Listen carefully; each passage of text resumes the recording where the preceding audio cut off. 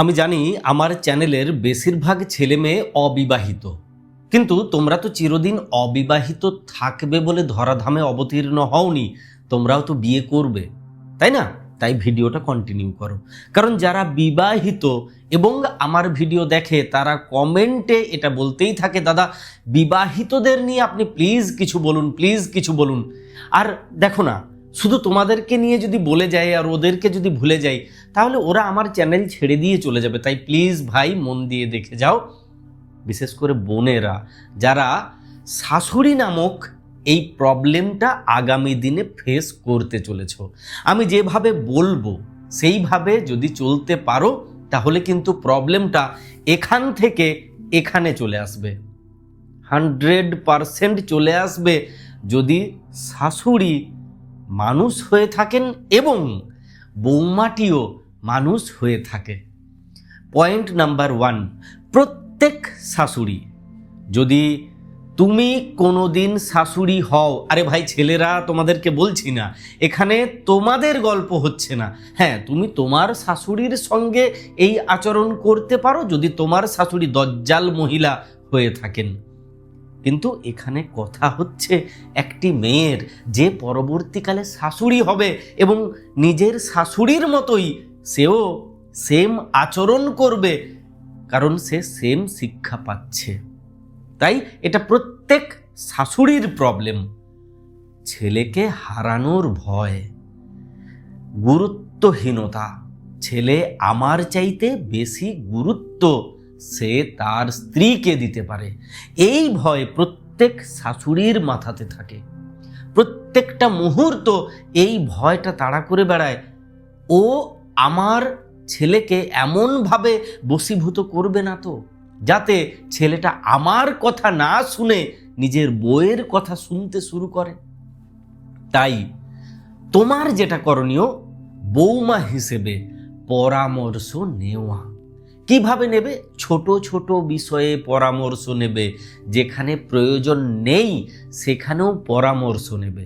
যদি সেই পরামর্শ মানতে প্রবলেম হয় তাহলে কেন প্রবলেম, মানে কেন লালের জায়গাতে নীল রং করব দেওয়ালে, সেটা বোঝাবে, তর্ক করবে না।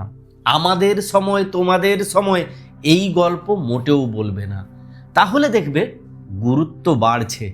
এই ভিডিওর শেষে যে পয়েন্ট বলবো সেই পয়েন্ট যে কোনো বৌমাকে শাশুড়ির পছন্দের বৌমা করে তুলবে, কথা দিলাম। তাই লাস্ট পয়েন্ট ভীষণ গুরুত্বপূর্ণ পয়েন্ট, তখন যখন তুমি এই পয়েন্টগুলোকে পালন করবে। প্রথম পয়েন্টে কি বললাম?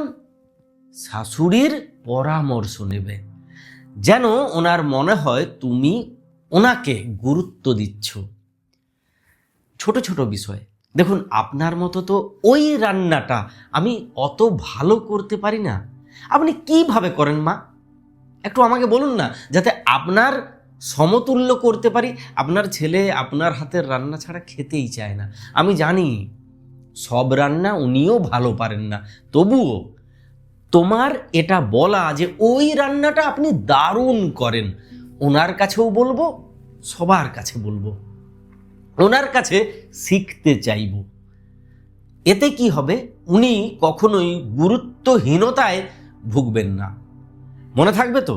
তাই ছোট ছোট বিষয়ে ওনার পরামর্শ নেবে। পয়েন্ট নাম্বার 2, যেটি প্রত্যেকটি মেয়ের মারাত্মক প্রবলেম, তুলনা।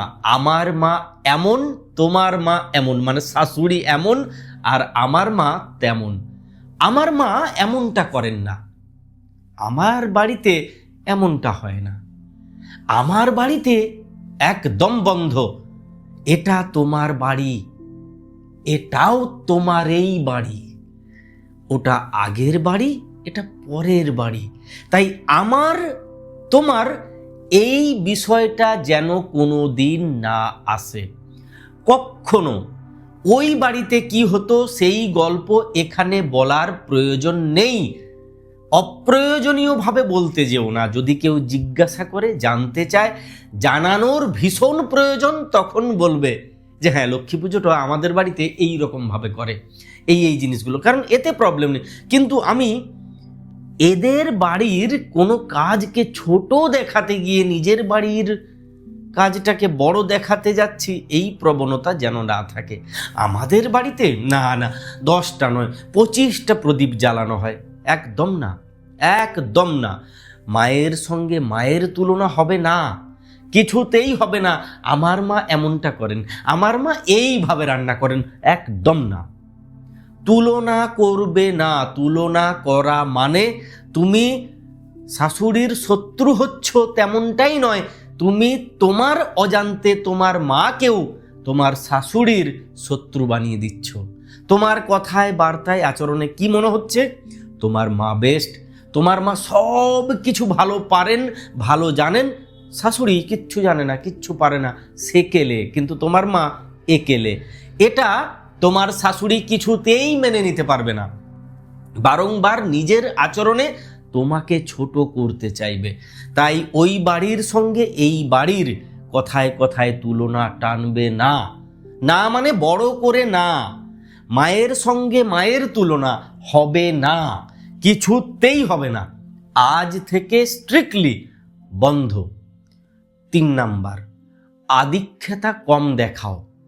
তুমি তোমার স্বামীকে নিয়ে একটু সচেতন হয়ে যাও। যদি শাশুড়ির সঙ্গে সম্পর্ক ভালো রাখতে হয় তাহলে এই জায়গাটাতে মারাত্মকভাবে তোমাকে সচেতন হতে হবে। ছেলের বদনাম করবে না। কোনো মা ছেলের বদনাম শুনতে চায় না, তার মানে এই নয় ছেলের সুনাম করবে, সেটা আরোই করবে না। বদনাম শুনতে চায় না এটা যেমন ঠিক, সুনাম হজম করতে পারে না, পালপিডিশন বেড়ে যায়, তার মানে বৌমা গিঁট দিয়েছে ছেলেকে, আঁচলে বেঁধেছে, ছেলে আমার গেল। এই জন্য শাশুড়িরা বলে থাকেন আমার জামাইটা ভালো, মেয়ের কথায় চলে, অথচ ছেলেটা আমার ছাগল হয়েছে, বউয়ের কথায় নাচে। তাই নাম তুমি একদম করবে না, না নাম না বদনাম। এম্পায়ারের মতো মাঝামাঝি থাকার চেষ্টা করো। শাশুড়ির কাছে পরামর্শ নেবে কিভাবে তুমি তোমার কাজ তোমার স্বামীকে দ্বারা করাবে। হ্যাঁ, শাশুড়িকে দিয়ে বলাবে তোমাকে নিয়ে ঘুরতে যেতে। শাশুড়ির চোখের সামনে একটা ছোট্ট ব্যাগ নিয়ে টুকুস করে কাঁধে চাপিয়ে টুং টুং টুং টুং করে চলে গেলাম, শাশুড়ি মেনে নিতে পারে না। তাই শাশুড়িকে দিয়ে বলানোর চেষ্টা করবে যে আপনার কথা আপনার ছেলে কাটে না, আপনি বললে না শোনা হবে না, আপনি একটু বলুন না। মাঝে মাঝে শাশুড়িকে নিয়েও বাইরে যাবে, মাঝে মাঝে শাশুড়িকে উপহার দেবে। সবচাইতে গুরুত্বপূর্ণ টিপস, যে টিপস যে কোনো শাশুড়ি বৌমার সম্পর্ক ভালো করে দিতে পারে। দেখো, ঠোকাঠুকি হবেই, দুটো মেয়ে একটা বাড়িতে থাকবে আর ঠোকাঠুকি হবে না, এটা হতে পারে না, হবেই হবেই হবেই। 10টা ছেলে একটা ঘরে থেকে যাবে 10 বছর, কোনোদিন প্রবলেম না হতে পারে, কিন্তু দুটো মেয়ে একটা বাড়িতে 10 দিন থাকলে প্রবলেম হবে না, এটা হতে পারে না। এটা মেয়েদের নেচার, এটা মেয়েদের হরমোনাল একটা প্রবলেম, সাইকোলজির প্রবলেম। হবে প্রবলেম, কিন্তু প্রত্যেকটা প্রবলেম নয়। তাই এই প্রবলেমগুলোকে প্রবলেম মেনে নিও না। দেখবে তুমি এমন অনেক শাশুড়ি বৌমা পাবে দুজনে ভীষণ ঝগড়া, কিন্তু বাইরের লোক যখন শাশুড়িকে অপমান করে কিংবা বৌমাকে অপমান করে তখন তারা ছেড়ে কথা বলে না, ঝেড়ে কাপড় পরিয়ে দেয়। কেন এমনটা হয়? হ্যাঁ, আমাতে বা আমাতে তোমাতে হতে পারে, কিন্তু বাইরের লোক বলবে না, অধিকার নেই। তাই এখানে এই টিপস ম্যাজিক্যাল। শাশুড়ির নিন্দা করবে না, শাশুড়ির নাম করবে না, বাড়িয়ে চাড়িয়ে নয়। রান্নার নাম করতে পারো, বিশেষ বিশেষ কোনো কাজের নাম করতে পারো, মোটের উপরে তুমি বদনাম করবে না, ভালো কথা বলবে। আমার শাশুড়ি এই রান্নাগুলো দারুণ করেন, আমার শাশুড়ি এই কাজটা এত সুন্দরভাবে করেন না, আমার মাও পারেন না।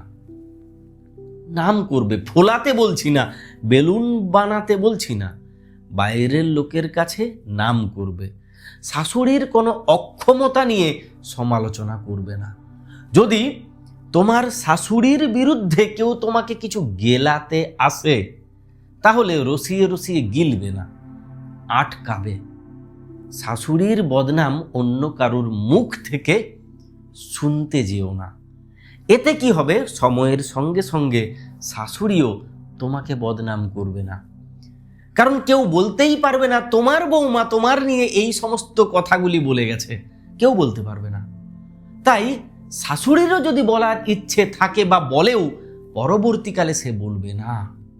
সাময়িকভাবে বলতে পারে, 2 মাস বলতে পারে, 4 মাস পরেও যখন দেখবে আমার নিয়ে আমার বৌমা বাজে কথা বলে না, আমার খুব নাম করে, সবাই এমনটাই বলে, তখন বৌমার বদনাম করাটাও শাশুড়ি সাইকোলজির দিক থেকে বন্ধ করে ফেলবে অনিচ্ছাতেও। লাস্ট একটা খুব ভালো টিপস দিয়ে যাই। শাশুড়ি মা, হ্যাঁ রে বাবা, শাশুড়ি মা, কিন্তু তোমার না। হ্যাঁ, এটা বাস্তবতা।